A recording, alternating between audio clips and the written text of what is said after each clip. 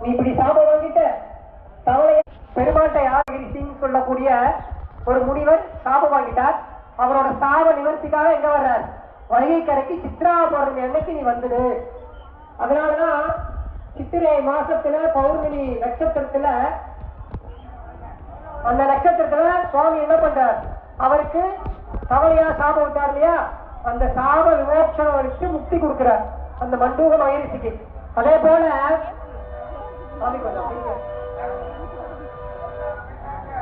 சித்திரகுப்தன், அம்மா கொஞ்சம் அமைதியா இருங்க, இவருக்கு ரொம்ப விசேஷமான ஆயுதம் இருந்தா ஏடு எழுத்தாணி. இவங்களெல்லாம் கணக்கு பிள்ளை வேலை.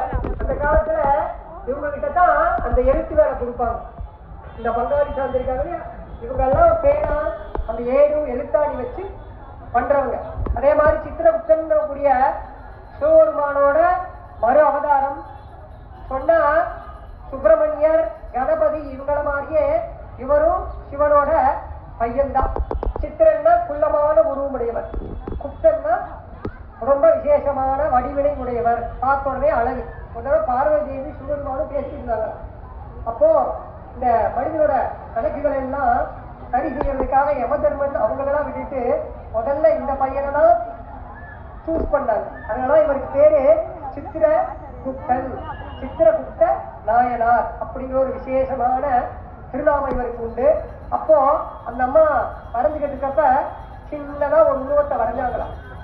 அவர் தான் யாரு? சுவாமி சித்திரகுப்த நாயனார். இவர் தான் அந்த மனிதனோட பிறப்பு வளர்ப்பு எல்லா இதையும் எழுதி அவங்களோட பாவக்கணக்கெல்லாம் நிவர்த்தி பண்ணக்கூடிய சுவாமி இந்த சித்திரகுப்த நாயனார். அதே மாதிரி இன்னொரு விசேஷம் என்ன, நவகிரகங்கள்ல கேதுன்னு சொல்லுவாங்க, அந்த ராகு கேதுன்னு சொல்லுவாங்க. கேதுவோட அதிபதி இந்த சித்திரகுப்தன், சரஸ்வதி, பிரம்மா, பசுமாடு, கணபதி இந்த 5 பேரையும் வழிபட்டாவே அந்த கேது தோஷமானது, சர்ப்பம், கால சர்ப்பம், விசேஷமான தோஷங்கள்லாம் நிவர்த்தி அடையும்.